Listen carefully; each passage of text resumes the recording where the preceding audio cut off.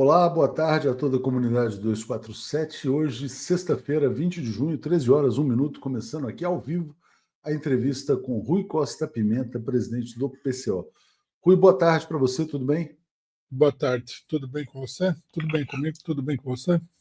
Tudo tranquilo, vamos dar os likes, vamos compartilhar, agradecer aqui a todos os assinantes, a Ângela, a Dione, também aqui. A Dione, na verdade, ou fez várias assinaturas ou foi pulando de nível, né? César, Valéria, Geraldo, Paula Bastos, Marinalva, Mari Satak, também a Thelma e Pérides e Newton Queiroz, né? Tem já também aqui o comentário da Maria Ângela. A Dush está dizendo: parabéns, 247, por trazer semanalmente o Rui do PCO. Contra tudo e contra todos, né, Rui? Muitas resistências aí, mas a gente vai levando. Não é verdade, não tem muita gente aqui que aprecia o Rui também. Mas, obviamente, o Rui, por falar algumas coisas, as chamadas verdades inconvenientes, né, muitas vezes ele é alvo aí de tentativas de cancelamento. E o Nelson Henrique fala: Rui, na entrevista para o Mano Brown, Lula só deu desculpas para justificar o governo ruim e, pior, não sinalizou mudanças. Ele é um dos principais fatores da paralisação dos trabalhadores brasileiros. O que fazer? Eu não acho que ele tenha dado desculpas, né? Na verdade, eu acho que ele tenha tentado, na minha opinião, ele tentou se explicar e dizer que as circunstâncias não são as mesmas do passado. Mas está aí seu comentário e o Rui vai falar bastante sobre isso. Rui, antes da gente falar sobre o Brasil, vamos começar falando do contexto internacional, né? Na semana passada, a gente falou exatamente no dia 13, que foi quando Israel atacou o Irã, e eu tinha te perguntado, o Irã ainda não tinha iniciado a sua resposta, né? Eu tinha te perguntado se o Irã teria capacidade militar. Eu acho que a resposta militar do Irã surpreendeu o mundo inteiro, né? Eu acho que poucas pessoas imaginavam que o Irã tivesse tanto poderio bélico, né? Então, passo para você começar falando sobre isso. Eu acho que é uma campanha de desinformação, né, da grande imprensa, porque é negativo mostrar o Irã como uma grande potência militar superior a Israel, não há dúvida sobre isso, ele é superior.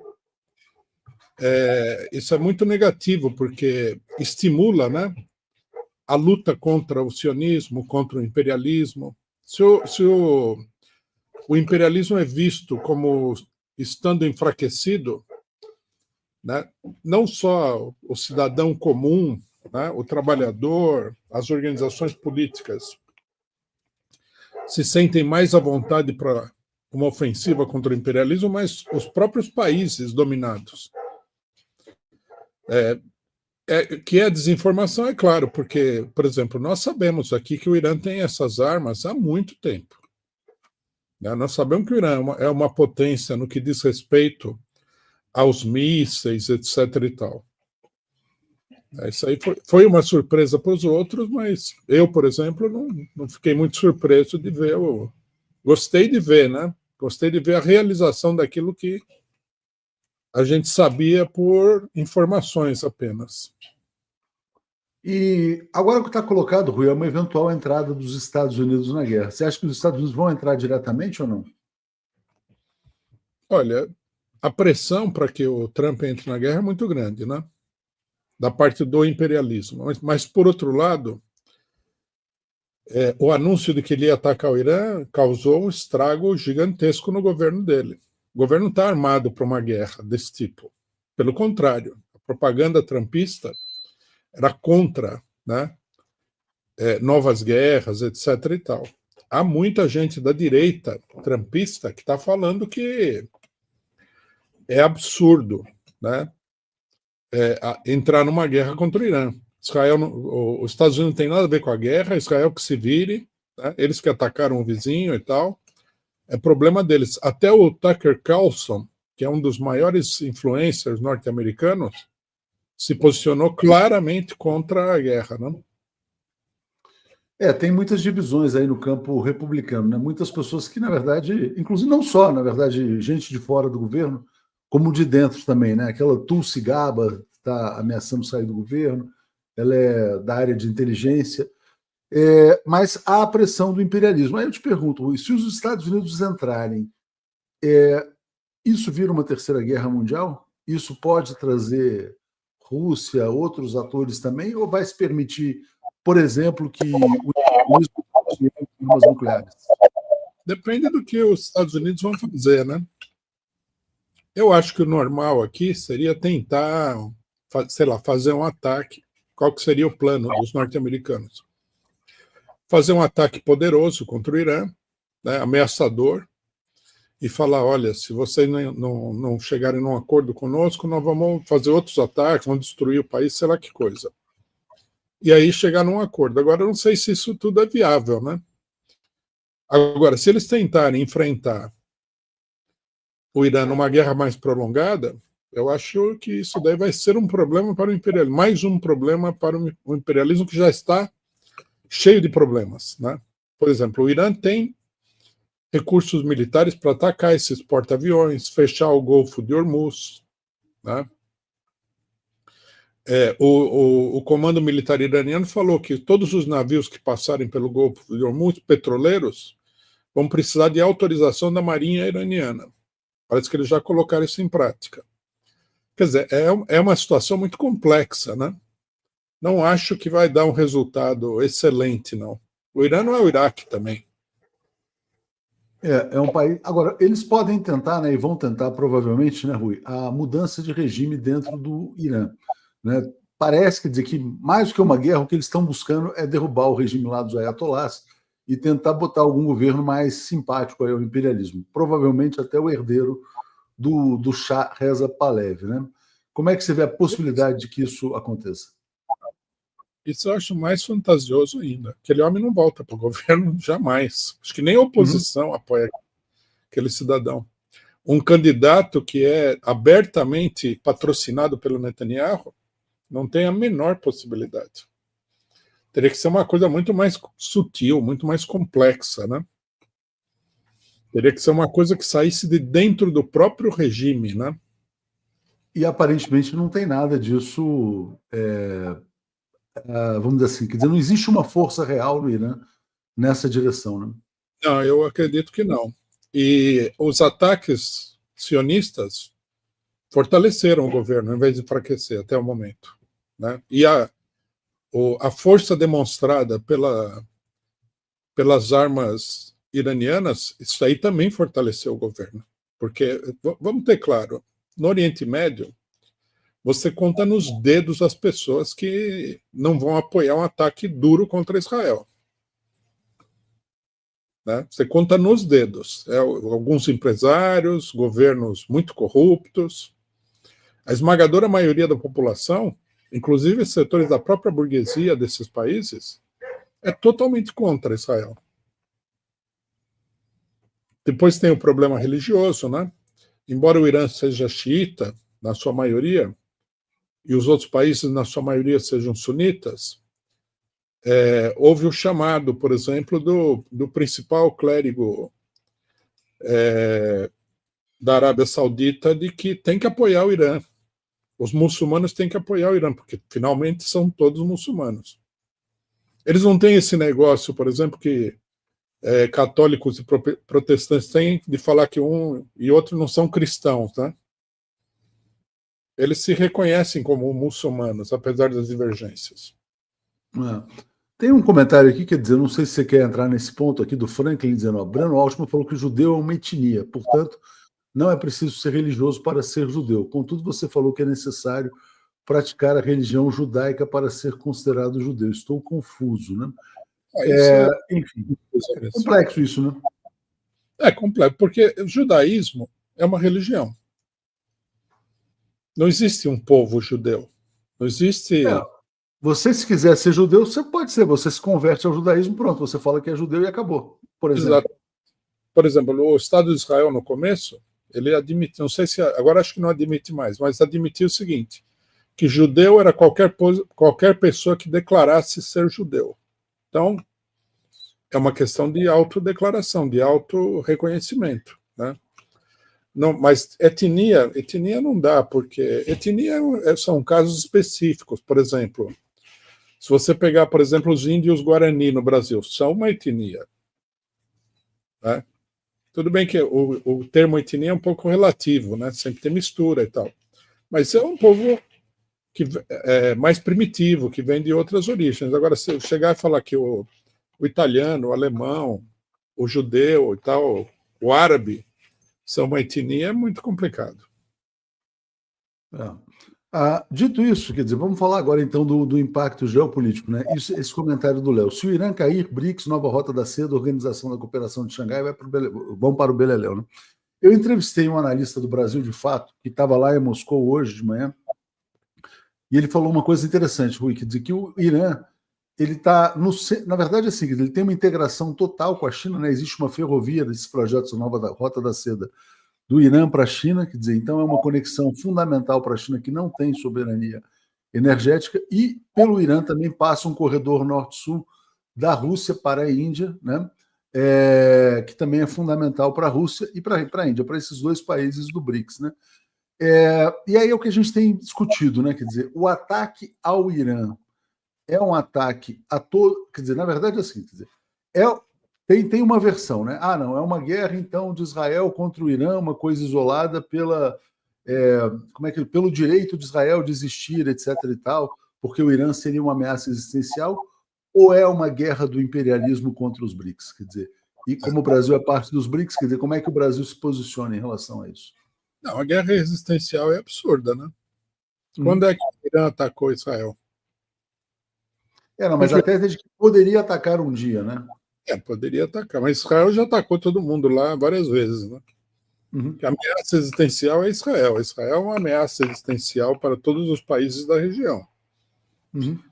Ele é um país agressor. Já foi o tempo, né, que eles pintavam as guerras dos países árabes contra Israel como guerras defensivas, né? Agora é só agressão, agressão, agressão e mais agressão, né? Não, eu acho que é uma ameaça, de fato, a esse bloco político, né? A China e a Rússia, com certeza, porque o Irã é um grande aliado desses dois países. É o maior aliado, na verdade, dos dois países, né? Nos BRICS, nós temos aí dois blocos, digamos assim, né? Isso aí apareceu no G7. Infelizmente, o Lula foi no G7 e estava lá tirando foto com o Modi e com o Ramaphosa lá da África do Sul, né? Esse Ramaphosa é um picareta, né? Embora a África do Sul, enquanto regime político, tenha condenado Israel e tal, ele é muito direitista. Ele está num governo agora que tem o apoio do Partido dos Brancos, né? Do antigo apartheid na África do Sul. Ele tem uma oposição muito grande, inclusive dentro do partido dele. Ele é uma pessoa muito ligada ao imperialismo. Mesma coisa com o Modi, né? O Modi do bloco aí é o mais próximo do imperialismo. E o Brasil, que é o país, né, que o pessoal chama de... eles têm um nome, né?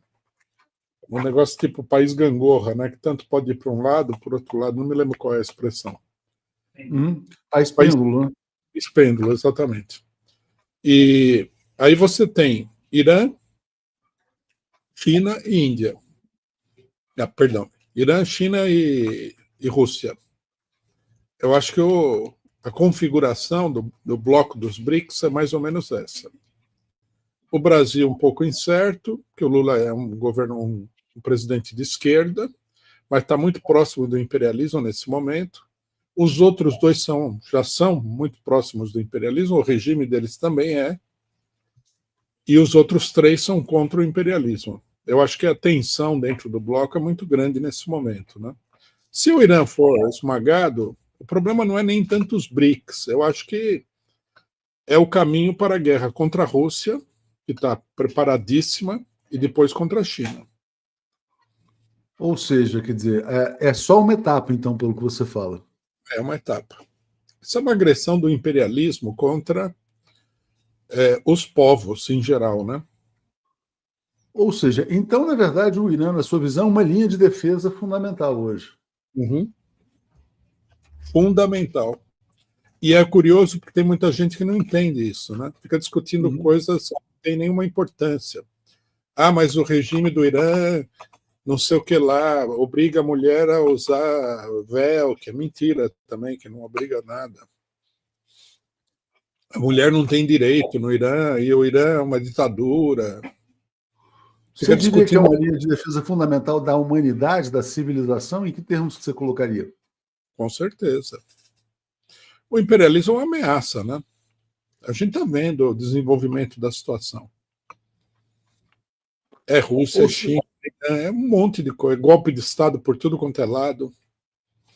Ou seja, Rui, então você fala isso, na verdade, que as pessoas têm que então apoiar o Irã sem nenhuma consideração sobre se o regime é bom, ruim, mal, etc. O regime não importa, então. Não, não importa. Eu não acho que é tão ruim quanto o pessoal fala, mas mesmo que fosse, né, teria que apoiar o Irã. O imperialismo é sempre pior, é isso que o pessoal não entende. Por exemplo, eles falaram o seguinte, que o Talibã não dá direito para as mulheres. O Talibã, de fato, é um grupo fundamentalista, né? Tende, não é que ele não dá nenhum direito, porque a situação agora lá é diferente, mas ele tende a ser muito conservador em relação às mulheres. Mas o imperialismo ocupou o país, matou centenas de milhares de mulheres. Então, é o tipo da conta que não faz o menor sentido. Né? O imperialismo vai lá, escraviza o país, assassina a população, rouba a riqueza do país. É uma ditadura também, porque o imperialismo não é democrático. Né? Você acha que um país vai ocupar o outro democraticamente? É estranho, né? Tem gente que acha, por exemplo, que os Estados Unidos ocuparam a Alemanha democraticamente. Claro que não. Era uma ditadura militar. Não tem ocupação militar democrática. Eu vou ler o comentário aqui do Malum Crioulo, dizendo assim: 70% das mulheres iranianas têm estudos universitários contra 30% em Israel. Por exemplo, O Anderson está trazendo um comentário. Por que Lula não demitiu Marina e Haddad? Está chamando aqui de lesa pátrias. E o Malum já tinha dado um outro apoio aqui, pelo qual eu agradeço. O Rui, e como é que você avalia, então, a posição brasileira diante do conflito? Porque o Brasil, na verdade, condenou a agressão israelense, mas está mantendo um certo distanciamento. né? A diplomacia brasileira, infelizmente, está muito dominada pelo sionismo. Né?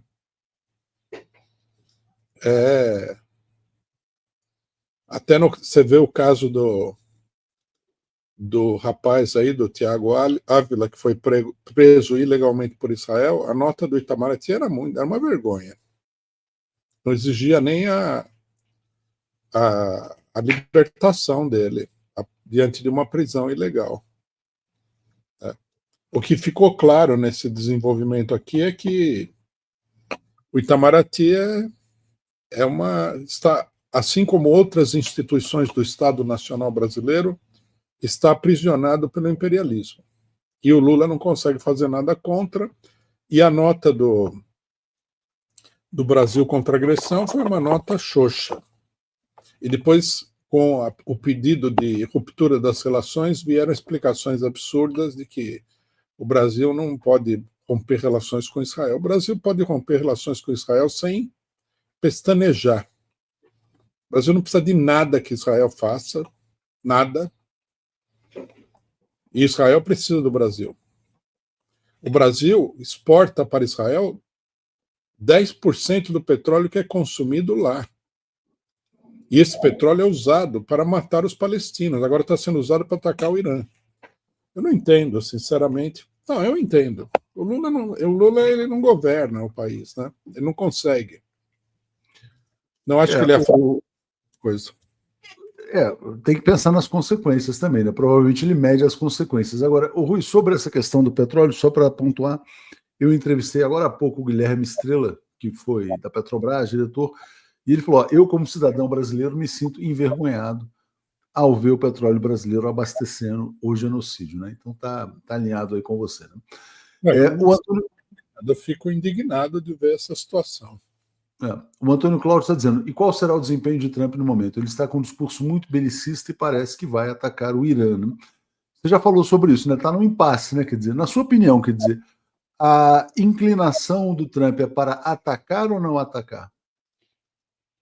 Eu acho que a inclinação dele é para não atacar, mas a pressão para que ele ataque é muito grande. Agora, O que a gente está vendo é positivo, né? Porque os israelenses estão implorando os Estados Unidos a entrar na briga. E até agora não tomou uma decisão. O governo está tendo uma crise por causa disso. Tudo isso é um cenário muito positivo. Mesmo que ele ataque o Irã, não vai ser um ataque. Ele não tem condições de fazer uma operação em larga escala e por longa duração. Ele não tem base política para isso. Nós temos que lembrar que o Trump ele foi eleito, uma boa parte da base trumpista apoiou o Trump porque ele falou chega de guerras. Isso vai, se ele entrar numa guerra que dure muito tempo, e até agora ele não entrou em guerra e já tem uma crise enorme, ele não vai sustentar isso. O que é o lado bom do Trump, você entendeu? A gente tem que olhar a política desse ponto de vista. Quais são as forças sociais que apoiam o seu regime? É como o Lula, por exemplo. Um dos grandes problemas do Lula é que a base social dele é uma base social do povo, das pessoas comuns, e ele, através da política do Haddad, atacou, né, o bolso dessa gente. Esse foi um dos problemas dele. Se ele tivesse atacado mais duramente, a situação dele nesse momento aqui seria insustentável. Né? A política do Haddad vai na contramão das expectativas das pessoas que dão respaldo para o governo Lula. Esse é um dos motivos grandes da crise. O Trump é mesmo. O Haddad está até de férias no meio desse contexto aí, quer dizer, e aí a gente já podia entrar na questão nacional, Trump, chamar de Trump, chamar de Rui, em que essa semana eu acho que ficou claro para todo mundo, Rui, o seguinte: o Congresso Nacional puxou a faca, né, e botou no pescoço do governo Lula, né, na figura do Hugo Mota, mas não apenas. Né? O Hugo Mota está parecendo um Eduardo Cunha piorado. Como é que você está vendo, vamos dizer assim, esse cerco, esse emparedamento? Aliás, várias figuras do PT estão percebendo isso, dizendo: o governo está cercado, emparedado. O Breno Altman falou nessa semana que, inclusive, está emparedado pelos próprios aliados, que seriam da chamada Frente Ampla. Né? Qual é a situação do governo Lula hoje, com esse Congresso tão hostil, meios de comunicação hostis, e o Lula ciente dessas dificuldades todas? Né? Eu acho que a situação é pior do que parece. Eu li uma matéria no 247 dessa colunista nova de vocês, Raquel Vargas. Raquel Vargas, né? Que apareceu uma pessoa bem informada ali do. Ela tem boas informações do Congresso, né? Quer dizer, ela traz assim, quer dizer, o cenário que ela traz realmente é bem preocupante. O que ela falou, eu concordo. O Congresso não vai permitir que o Lula faça o seu pacote de bondades para a época eleitoral. Ou seja, não é que o Congresso está simplesmente bloqueando o governo. O Congresso está trabalhando pela derrota eleitoral do Lula. E vai trabalhar até o fim. E não adianta falar que os trabalhadores vão perder porque o Congresso votou. Isso daí raramente funciona. Para você fazer funcionar isso daí, você precisa arrumar uma briga muito grande com o Congresso. Aí os trabalhadores vão olhar e falar assim: não, o presidente quer, mas o Congresso não deixa. Exatamente, porque, na verdade, isso aqui é bem importante com isso que você está falando, porque parece que uma das estratégias é assim, por exemplo, olha, não, a gente queria isentar vocês do imposto de renda, mas o Congresso não deixou, paciência, a gente tentou. Na próxima eleição, vamos eleger um Congresso melhor. Do ponto de vista eleitoral, isso não parece ser muito bom mesmo. Não funciona. Você precisa, para que você cause um impacto, você precisa arrumar uma briga feia, precisa sair faísca, precisa trocar soco. Só falar não resolve, né? Tem que ser um negócio tipo Vargas, assim, né? E você vê que o Vargas se suicidou, né? E aí o negócio explodiu. Precisa ser um negócio assim. Não adianta falar. Ou tipo Jango, né? Fazer o comício da Central, né? Já fazer uma coisa nesse sentido, né? Teria que, pelo menos, né? Acho que teria que se fazer mais, mas pelo menos isso. O governo teria que bater de frente com o Congresso para validar, né, que ele está a favor e o Congresso está contra. Teria que ter mobilização. Agora, veja bem o problema da mobilização, né? Nós estamos desde 2022 falando nesse negócio da mobilização. Agora tem um monte de gente no PT falando em mobilização das bases e tal. Agora, eu vou usar aqui uma expressão que eu vi no marxismo. O pessoal jogou tanta água na pólvora que na hora que ele precisa da pólvora para tirar, ela não pega fogo. Tá? E eu acho difícil, que vai começar agora. Até porque a política do PT não é boa para isso. Né? É uma política muito morna, muito... Eu acho que, a não ser que alguma coisa aconteça, o destino da situação está traçado. O Lula vai para a eleição com uma situação muito difícil. É o plano da burguesia que a gente já discutiu aqui, né? Uhum. Lula nem Bolsonaro. Enquanto o pessoal fica feliz aí que o Bolsonaro está sendo perseguido aí pelo Xandão, estão roubando a sua carteira. Você está torcendo e o Xandão atrás de você está roubando a sua carteira. Então você está torcendo como bobo, alegre, porque você não vai ganhar nada com isso. Então você acha que tudo isso faz parte do projeto Tarcísio, Rui? Eu acho. O STF... Aliás, é engraçado, né? Porque o próprio... quando você fala o seguinte, quer dizer, começa a cair a ficha da esquerda, né?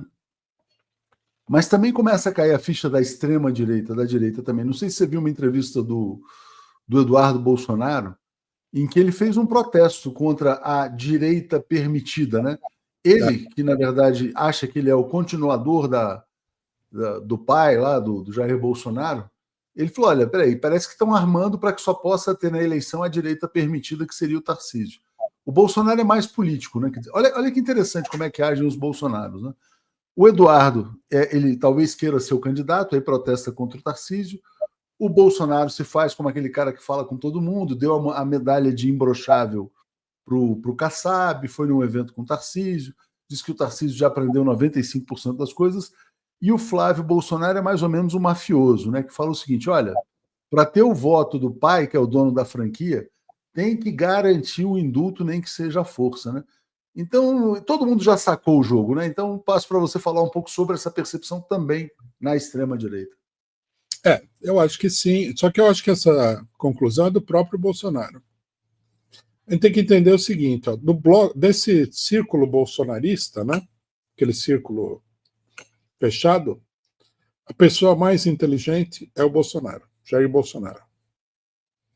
Né? Ele que dá as cartas. É importante ter essa diretriz, porque senão a gente vai se equivocar. Né? Michele Bolsonaro, os deputados senadores que apoiam Bolsonaro e tal, os filhos dele, o líder é o Bolsonaro. É a pessoa com maior perspicácia política. Eu acho que ele sabe disso perfeitamente. Que o negócio é tirar ele da eleição. Acho que ele sabe disso há muito tempo. E, logicamente, como ele é um político experimentado, né, do Congresso Nacional, ele faz média com todo mundo até ele tomar uma decisão. O grande problema que eu vejo para o Bolsonaro tomar decisão é o seguinte, quando você passa o bastão, você corre o risco de perder a sua popularidade. Uhum. Né? Isso é um risco muito grande. Então, o que acontece? É como se o cara falasse assim, aposentei, né? Estou aposentado. Exatamente. Exatamente. O Lula passou o bastão para o Haddad numa situação que ele estava preso. Então, aí não causou nada. O Haddad não ganhou também, né? Agora, se o Haddad ganhasse, poderia ser um problema. O Bolsonaro teria um problema semelhante. Ele vai passar porque está preso, mas não vai passar para uma pessoa do partido dele e tal, como o Lula fez. Ele vai passar para uma pessoa que ele não controla. Tá? Então, esse é um risco muito grande, o risco de perder o que ele conquistou até agora. Nós temos que acompanhar a trajetória do Bolsonaro. Bolsonaro, até o golpe de 2016, ele era uma figura secundária na política nacional. Eu diria até uma figura marginal na política. De repente, ele teve uma ascensão meteórica. né, de 2016 a 2018 foi que ele ganhou, né? Ele teve uma ascensão extraordinária. Ganhou a eleição presidencial porque a burguesia estava muito desorganizada para poder ganhar a eleição. Então, é uma conquista muito grande. Então, ele tem que tomar muito cuidado para onde ele vai passar o bastão. Se ele passar o bastão para o Tarcísio, ele tem que considerar que é perigoso, né? Uma boa parte da base dele pode bandear para o Tarcísio. Talvez ele tenha que fazer oposição ao Tarcísio também, dependendo do que o Tarcísio vier a fazer, né? Porque o governo do Tarcísio não vai ser bolsonarista. Vai ser bem pior do que o governo do Bolsonaro, mas não vai ser bolsonarista. Ele pode assumir isso. Hoje, inclusive, o Caiado assumiu o compromisso público de indultar o Bolsonaro também. Tem essa disputa na direita para ver quem o indulta, né? Queria te pedir só para você responder essa pergunta aqui da Paula, que ela fala assim, tem uma curiosidade, Rui, se você fosse petista, qual seria o candidato à presidência do PT que teria o seu voto? Nenhum. O Falcão, o Edinho? Não, porque o PT é um partido que é feito de intelectuais e políticos profissionais. E nós não votamos nesse tipo de candidato e de político, né? Quando nós apoiamos gente do PT, em geral, foram sindicalistas, gente que tem ligação com o movimento operário. Porque não dá, você vê o caso do Haddad. O pessoal queria, em 2018, que a gente votasse no Haddad. A gente falou, não, nós não vamos fazer campanha contra o Haddad. Seria meio, né? Mas nós não vamos dar aval para o Haddad. Veja o Haddad no governo aí. Você não pode dar aval a esse tipo de coisa, né? Então, o Lula não. O Lula é uma pessoa que tem uma grande base de trabalhadores, né? Isso permite apoiar. O trabalhador vê no Lula um trabalhador no governo. Pode ser até um equívoco do trabalhador, mas ele vê isso. Agora, nós não apoiamos a Dilma em nenhuma das eleições, nem em 2014, quando nós já falávamos que ia ter golpe. Eu me lembro que no Congresso do partido teve gente que levantou a questão de votar na Dilma, né? O Congresso rejeitou. A gente falou, uma coisa é defender a Dilma contra o golpe, outra coisa é votar nela como candidato do PCO, no segundo turno, né? Entendi. Quer dizer, então hoje você não teria um candidato aí à presidência do PT. Então vamos voltar ao tema que a gente estava falando, que era esse movimento, essa percepção, né? Caiu a ficha da extrema-direita, caiu a ficha também da esquerda, né? Você chegou a assistir essa entrevista do presidente Lula ao programa Mano a Mano? Esse podcast aí que tem Mano a Mano? Só vi algumas matérias que falavam disso. Então, só um trecho que é interessante.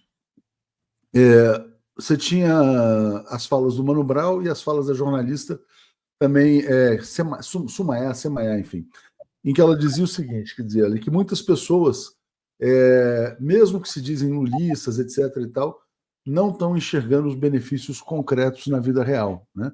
E o Lula diz, não, mas olha, muita coisa ainda vai aparecer e não dá para comparar este governo com o que foi o final de 2010, né, quando a economia brasileira estava bombando, os ganhos eram muito mais evidentes, mais explícitos, né? E o Mano Brown também fez uma fala assim, olha, assim que é interessante. Ele falou, olha, eu vejo muita verdade no presidente Lula, mas não sei se eu acredito mais no sistema, né? O sistema que está, na verdade, cercando, emparedando, etc. e tal. Assim, tinha um certo tom de desencanto nessa entrevista, sabe? De que não é possível fazer mais do que está sendo feito, né? Então eu queria te pedir uma reflexão sobre isso. É como se a correlação de forças fosse muito negativa, muito desafiadora, e que a gente devesse comemorar as melhorias, porque na verdade, quer dizer, obviamente há melhorias de indicadores do governo Lula em relação ao governo Bolsonaro. Mas o clima era assim, quer dizer, não, melhorou, mas melhorou menos do que deveria, ou menos do que poderia, etc. e tal. Como é que você vê isso? Eu acho que, pelo que eu vi nas matérias, predominou um clima de maior realismo na entrevista, tanto dos entrevistadores como do Lula, né? Eu acho que é patente que há um desencanto. As expectativas. O problema é o seguinte: o Lula quer comparar o governo atual com 2010. Você tem que comparar a realização do governo com a expectativa. Porque é isso que está funcionando. O pessoal tinha expectativa de muito mais mudança. E o governo não atendeu essas expectativas. O próprio Lula reconhece. Não atendeu porque o Congresso, as instituições de um modo geral, não deixam governar. O Galípolo ontem, né, aumentou a taxa de juros para 15%. Né, causou aí um pânico, uma depressão dentro do PT, essa ação dele. Quer dizer, uma coisa que desanima qualquer pessoa. Né? E eu acho que o PT não está tendo o nível de realismo necessário. Também não sei se eles têm condição de mudar agora. Né? O governo pode não realizar, mas o governo precisa pelo menos dar a impressão de que ele deu uma batalha grande para realizar. O Lula não dá essa impressão. Porque a política dele é um conformismo. A política dele é assim, se não dá para... Ele olha para o regime e fala assim, quem não tem cão, caça com gato. Tá certo?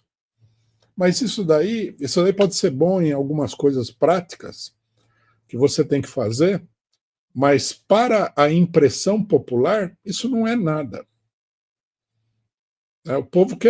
Para o povo, você precisa fazer coisas que tenham impacto na vida da pessoa. Nós temos que lembrar que a maioria do povo não lê jornal, apesar de que agora tem internet, o pessoal acompanha mais coisas pela internet, mas o povo é, em geral, bastante desinformado do que está acontecendo. Então, ele pega as coisas assim, né, nos grandes traços. Ele não vai entrar no detalhe da maioria das coisas. Uma outra coisa ele vai entrar no detalhe, que afete ele de perto. Nesse ponto, o governo Lula pisou na bola inúmeras vezes com a população pobre. O negócio das taxas, o negócio do PIX, todo esse negócio aí foi tudo muito ruim. Então, a impressão que é o que fica, né? Essa impressão, grosso modo, né? E não um detalhe, a população vê as tintas fortes, não vê a sutileza. Né? Isso aí é para o especialista. Nós aqui, por exemplo, nós discutimos o detalhe, mas o povo não quer saber disso. O povo quer ver coisas mais concretas e de maior alcance. Então, eu acho que o governo PT fracassou por isso. Acho que o Lula pensou... Está antecipando, né? Você está botando um fracassou no passado, né, Rui? Assim, não pode fracassar, na verdade? Eu acho que o governo é um fracasso. Se o Lula vai se reeleger ou não é outra história. Mas se ele se reeleger, não é um sintoma de sucesso? Não. Ele pode se reeleger sendo fracassado? Como assim? Não, pode. Pode porque a eleição não é um reflexo direto da vontade popular, né? Apesar que eu acho que é difícil a situação dele. O Lula é uma pessoa muito popular. Nenhuma avaliação do que é a situação do governo Lula pode ignorar a popularidade dele, senão você estaria passando por cima de uma coisa real. Essa popularidade ela foi abalada, mas não foi destruída. Né? Numa eleição, por exemplo, o povo, dependendo de como as coisas andam, pode chegar e falar, não, prefiro o Lula do que o outro, apesar de que é ruim. Né? Também tem isso, né? A questão do menos pior, vamos dizer assim, então. Pior. O povo vai olhar e falar, melhor o Lula. Não está fazendo grande coisa, mas pelo menos não está arrancando o couro de todo mundo como o outro cidadão. Esse Tarcísio vai ser assim uma máquina de moer carne, né? O PT, inclusive, teria que aproveitar isso. O que é difícil, porque o PT não tem nada para mostrar, mas enfim. O problema agora é o seguinte, o que fazer, né? Eu concordo, eu não tinha visto isso que você falou do Mano Brown, mas eu acho que é uma conclusão que muita gente está tirando, e isso aí com certeza é uma conclusão nossa, que é o seguinte, tudo bem, o Lula é uma pessoa muito bem intencionada, mas o sistema é podre. E eu acho que essa é a mensagem que a gente deveria mandar para todo mundo. Não é um problema de fazer apologia do Lula. O Lula é bom, mas o sistema é podre. Não, não é isso. É um problema de denunciar a verdadeira raiz do problema, porque tem gente que fala assim, o problema é que o Lula não fez. O Lula não é o problema. Não, mas então, Rui, deixa eu pegar esse ponto aqui, só agradecer aqui a Edilma, né? Tem esse comentário do mentor, ó, com que base para afirmar que o governo Lula seria um fracasso? Eu acho que você está falando isso a partir dos números das pesquisas, etc., da percepção popular e tal. Mas você vai responder, obviamente. Mas eu queria, além do que está colocado aqui, te pedir para perguntar o seguinte, quer dizer, então, porque quando o Mano Brown falou, olha, eu vejo verdade no Lula, mas o sistema é podre, vamos dizer assim, eu percebi conformismo até no Mano Brown, porque o Mano Brown não cobrou que o Lula enfrente o sistema, né? Quer dizer, você acha que cabe ao presidente, então, enfrentar e denunciar esse sistema podre que está sitiando o governo dele para a gente avançar, então, Rui? Eu acho. Cabe ao presidente, então, né? Cabe ao presidente, acima de tudo. Porque, veja bem, quando o Lula assumiu, nós aqui no PCO, nós discutimos esse problema e nós apontamos qual era a alternativa do PT. Nós comparamos o governo do PT com o governo Getúlio Vargas. Né? Então, você tinha a possibilidade de enfrentar ou não enfrentar o sistema.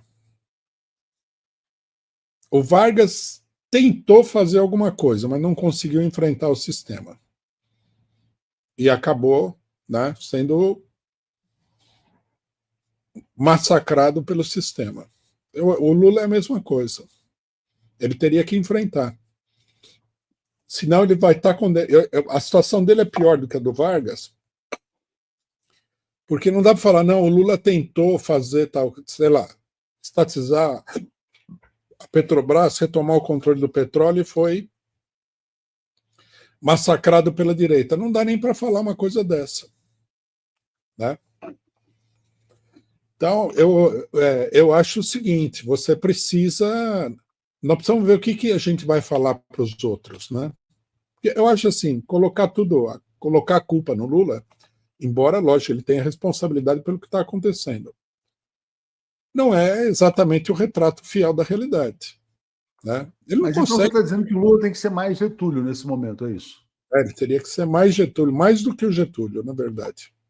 Ele teria que ser mais Getúlio do que o próprio Getúlio foi, né? Exatamente. Senão ele pode ter um fim de carreira inglório, né? Se a popularidade dele cair tanto que ele não consiga se reeleger, e eu acho que mesmo que ele consiga se reeleger, o próximo governo dele vai ser ainda mais difícil do que esse. Se ele não buscar enfrentar esse sistema, ele vai ter um fim inglório. Nesse sentido, eu acho que o Mano Brown está certo. Tem que enfrentar o sistema. Por isso, desde o primeiro dia, nós falamos, tinha que mobilizar... Mas ele não falou isso não, viu? O Mano Brown não falou tem que enfrentar o sistema, ele só falou que o sistema é podre. O sistema é podre, tudo bem. Mas, conclusão, logicamente, você teria que enfrentar o sistema. Esse negócio de vamos eleger um Congresso melhor é vender ilusões. O Congresso vai ser pior do que é hoje.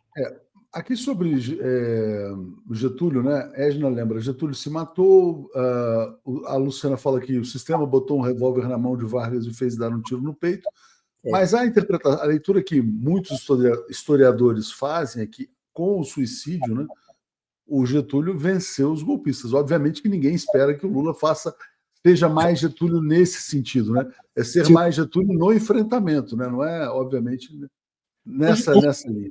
O Getúlio Vargas, ele tinha a possibilidade de chamar o povo em defesa dele. Ele não quis. Né? Ele não quis dar esse combate. Ele achava que não ia ganhar.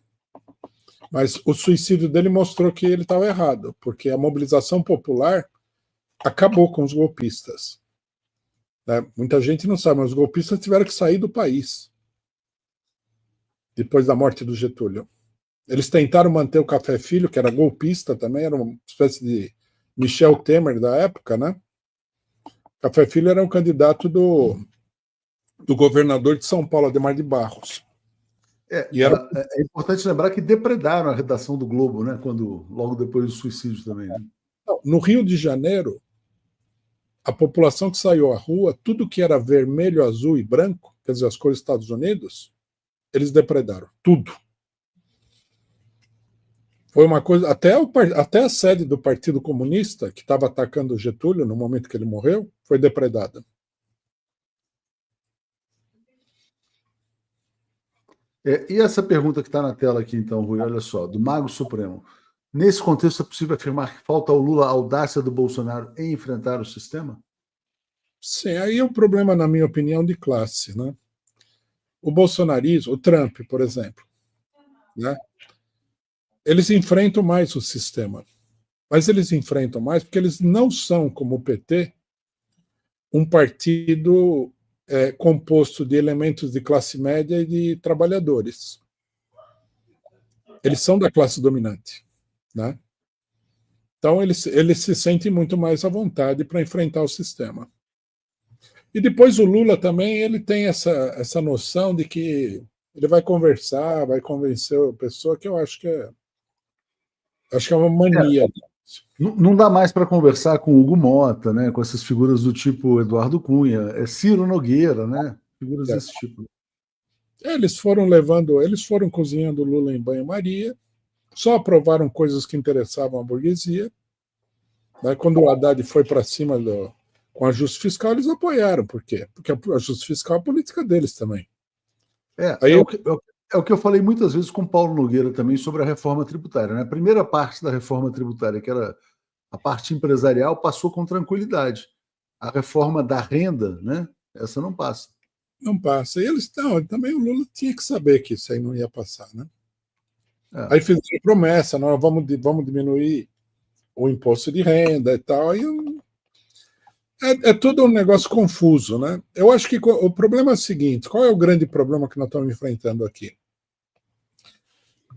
Você tem o Lula, ele tem uma mentalidade. Ele não nasceu ontem.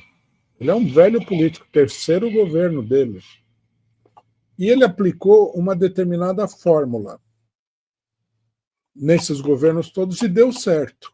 Eu acho que ele não entende direito por que deu certo. Não foi por causa da fórmula. Só que a situação mudou. Por quê? A burguesia estava mais mansa naquele período, Rui? A burguesia estava mais na defensiva. Quando o Lula assumiu, nós temos que lembrar, o Lula assumiu em 2002. Em 2000, teve o argentinaço. Né? Os desempregados na Argentina e até a classe média quase demoliram o país. Nós tivemos mobilização na Bolívia, nós tivemos mobilização na Venezuela, no Equador, mobilizações de muita radicalização. No Brasil, a classe dominante entende que você não pode deixar chegar nesse ponto. Porque Brasil não é Argentina. Se você desencadear um processo como esse, para colocar a coisa de volta, se é que você vai conseguir, dá 15 anos. Não tem processo político turbulento no Brasil que demora menos de 10, 15 anos. Então a burguesia toma muito cuidado. Antes que a situação explodisse, eles falaram, melhor o Lula assumir o governo. Né? A gente vai controlando ele, procuraram controlar, daí o Lula teve um golpe de sorte que foi a conjuntura econômica mundial. Eles não levam em consideração isso. Agora o Lula na entrevista reconheceu, né, que a conjuntura de 2010 era diferente de agora. Né? Não, ele falou que os resultados foram melhores, na verdade. Ele não atribui os resultados dele naquele momento à conjuntura internacional. Né? Mas ele reconhece que os resultados dos primeiros governos foram mais palpáveis. Mas em grande medida não, fundamentalmente devido ao fato de que a conjuntura era favorável. Como a conjuntura era favorável economicamente, ele conseguiu o apoio de determinados setores da burguesia de verdade. Não esse apoio meramente interesseiro, apoio de verdade. Só que agora a situação é totalmente diferente. Agora nós estamos no período das vacas magras, e a burguesia quer a pessoa que vem com a motosserra para cortar tudo. Eles querem o Milei, exatamente. Né? Aí a gente chega no ponto, né? Quer dizer, nos dois primeiros mandatos, vamos dizer assim, no ciclo do PT, né? o PT foi comendo pelas beiradas e fazendo as políticas sociais, etc. e tal, colocando o pobre no orçamento, tudo isso que a gente fala. Agora parece que a classe dominante, a burguesia, não quer mais permitir nem isso, né? Quer dizer, nem que se coma pelas beiradas, né? Quer dizer, então, assim, quer dizer, a violência, né? A violência das classes dominantes realmente está uma coisa impressionante. Não. E o Lula, muita gente não se dá conta. O principal programa social que ele fez foi o Bolsa Família. Muita gente não se dá conta da importância desse programa. Porque no governo FHC o povo estava morrendo de fome. É verdade. Aos olhos do Brasil. Era uma coisa horrenda. Tanto que o Betinho, você lembra disso? Iniciou uma campanha contra a fome, um indivíduo privado. Aí a burguesia cinicamente apoiava aquela campanha contra a fome, mas o governo FHC não mexia um dedo para socorrer a pessoa com fome. Aí o Lula entrou e fez o Bolsa Família. Era um programa modesto, mas era um programa essencial. Foi um grande amortecedor social, né? Tertuliano fala assim: as perspectivas nos mostram que o Congresso será pior. Como governar num quarto mandato se no terceiro já está emparedado? Né? Esse não comentário aqui. Tem só mais um comentário que eu queria ler aqui do Christian, dizendo: parabéns por ter capilaridade e acesso a outros canais de direita. Meu pai passou a seguir seu canal após o Fio Diário. Você sabe que o fato de você ser seguido pela direita também é uma coisa interessante, porque tem pessoas de direita que me procuraram dizendo que é necessário até ter um pacto, vamos dizer assim, dos que seriam fora do sistema, fora da direita permitida, porque essa direita bolsonarista tem um setor dela que já está enxergando, Rui, que o Tarcísio é a destruição total. Né? Então, assim, não vai sobrar nada depois do Tarcísio. É fim de Petrobras, de BNDES, de não sei. É aquela coisa, igreja, violência e repressão policial. Pode ser que consiga uma coisinha ou outra, tal. Pode ser, pelo fato de o Brasil ser um país grande, né, e que tem que ter algum desenvolvimento, pode ser que ele não seja aquela destruição à la Argentina, né? Mas eu acho que está caindo a ficha em setores da direita também sobre o risco Tarcísio. Com certeza. Tem um setor da direita, tem dois setores na direita que são importantes. Tem um setor que é genuinamente a favor das liberdades. Por incrível que pareça, tem. E outro, que eu acho até mais importante, que já percebeu que antiglobalismo é anti-imperialismo. Eu acho, por exemplo, que se a gente não estender uma ponte com esses setores aí, é um erro dramático. Você sabe que tem um setor da direita que se incomoda com Lula só pela questão globalista? Não é nem pela política econômica, não, pela questão social. Não. Tem um setor da direita que não está incomodado com o fato de ter aquela coisa, pobres viajando de avião, porque tem gente que acha que tudo é luta de classes, né? Que, por exemplo, como é que chama? Aeroporto virou rodoviária, aquelas coisas e tal. Tem gente da direita que não gosta da questão globalista mesmo, né? Não gosta, por exemplo, do fato do Brasil até agora não estar explorando a margem equatorial, né? Enfim, dessa presença lá na reunião do G7, coisas desse tipo, da aliança com Macron. Da política ecológica exagerada. Também. A margem equatorial está ligado a isso. Margem equatorial. Não, sem dúvida. Nós temos que ter uma abertura, né? O problema é o seguinte, o pessoal encara assim, a direita tem que ser combatida a tiro, mas nós não estamos numa situação desse tipo. Nós não estamos com umas hordas fascistas aí perseguindo os trabalhadores.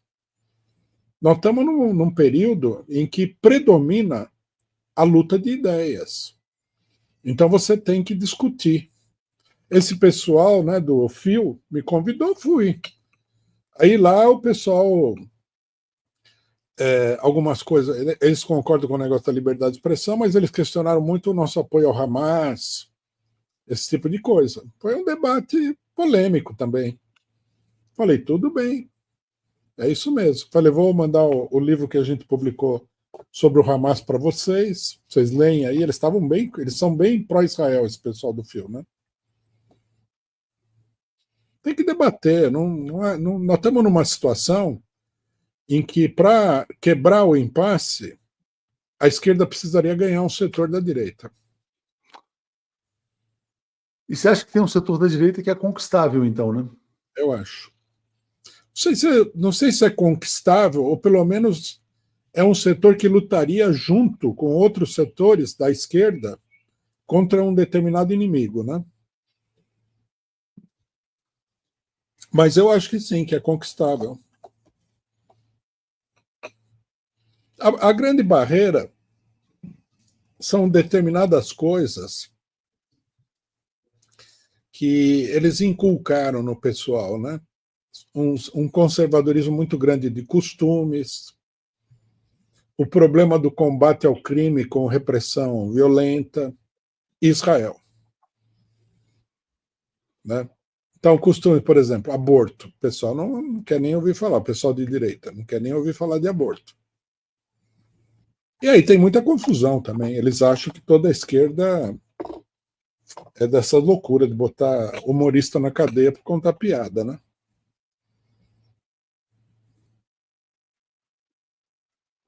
Situação complicada, hein, Rui? É, o Brasil e o mundo, né? Mas sabe o que acontece? As coisas vão se esclarecer. Você veja a guerra do Irã. Está todo o imperialismo e o Trump, né? Tudo bem que o Trump está indo, não é bem a política dele, mas está indo. Então, onde é que está a luta entre o fascismo e a democracia? Exatamente. Esse comentário da Cláudia também é interessante, né? Porque o personagem da semana foi o rei do ovo, né? E aí, aqui, ó, Cláudia Varela está dizendo: é importante reparar também que o antipetismo está bombando. Estou ouvindo reiteradamente o mantra: Bolsa Família faz com que o povo não queira trabalhar, né? O comentário do rei do ovo é que ele não consegue contratar mais ninguém porque todo mundo está ganhando Bolsa Família. Como é que você vê essa posição aí, Rui? Acho que é mero antipetismo, não. Eu acho que isso é uma preparação para ou extinguir ou reduzir drasticamente o Bolsa Família no próximo governo. Provavelmente não Você acha façam que isso. se vier um governo de destruição nacional, como o do Tarcísio, por exemplo, você acha que a população brasileira desperta depois disso ou ela vai estar anestesiada pela marcha para Jesus? Não, eu acho que é uma tendência para despertar. Uhum. Não dá para dizer que vai despertar, mas é uma tendência. Nós não Mas então estamos. o povo tem que apanhar para acordar? Tem que ser assim, Rui? Não é que o povo tem que apanhar. A crise. Acontece o seguinte: o cidadão comum, que é o povo, ele tem que lutar pela sobrevivência. Então, ele não, a maioria dessas pessoas, o cara não vai falar assim, vou ter uma ação política para melhorar a minha vida. Ele não consegue identificar na política nenhuma solução para o problema dele. Alguns não conseguem identificar nem na luta sindical. Então, a opção dele é a luta pela sobrevivência em termos individuais. É isso que torna as crises explosivas, né? A crise é explosiva quando esse cidadão, que é mais atrasado politicamente, ele fala: não vou conseguir sobreviver em termos individuais. Aí ele parte para uma ação política muito intensa. Inclusive, os setores mais violentos nas revoluções e tal são os setores mais atrasados, porque eles estavam naquela tentativa, né? Hoje em dia tem muita gente assim, não, eu sou um empreendedor, eu vou ganhar dinheiro e tal. Se a economia sofrer um baque, isso daí vai se reverter numa ação gigantesca e muito forte dessa população. A revolução mais ou menos acontece quando o povo chega num beco sem saída. Porque até o beco sem saída, o cidadão vai se esforçar para resolver o problema sozinho. Não. Agora, tem muita gente no governo, viu, Rui, que já tem essa percepção, sabe, de que é hora de enfrentar. Agora, a questão é tomar a decisão, né? Tomar a decisão ou não. Né? Bom, é bom que o pessoal do PT e no governo tenha essa percepção. É um passo adiante, sem dúvida nenhuma. Vamos ver o que eles vão fazer e como é que as coisas vão se desenvolver. Mas se eles têm essa percepção, se as coisas começarem a acontecer, eles vão se colocar do lado dos acontecimentos, não vão ter uma posição conservadora. É isso. Rui, vamos acompanhando. Amanhã você tem análise política aí, semana que vem voltaremos. mas vamos dizer assim, o desenrolar dessa história está sendo bem interessante aí de acompanhar. Obrigado, grande abraço aí para você. Valeu. Abraço.